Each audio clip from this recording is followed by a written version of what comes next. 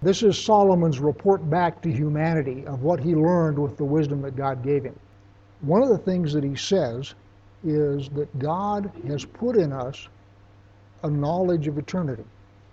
And that is extremely important.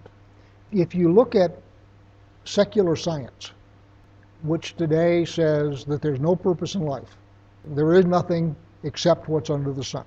This is all there is. The question that one would have to ask is, how is it that a being who has no existence beyond what's under the sun has a concept of eternity? Where does that come from? Assuming that you're a strict evolutionist, what is the survival value, if you will, of a sense of eternity? And where does that come from if it doesn't exist?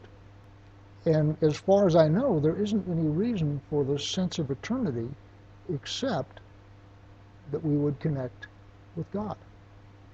And that the wisest of us would still realize at the end of a life that's pretty well spent that there's something more. We do, in fact, have a sense of eternity. I mean, you're all sitting here because you have a sense of eternity.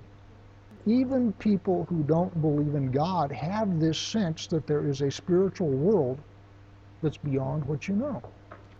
Where does that come from?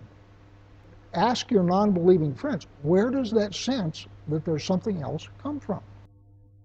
Please consider becoming a sponsor. You can sponsor us for as little as $1 a month. Please visit crimsonthread.com/purpose for an explanation of what we're doing and perhaps to become a sponsor. Thank you.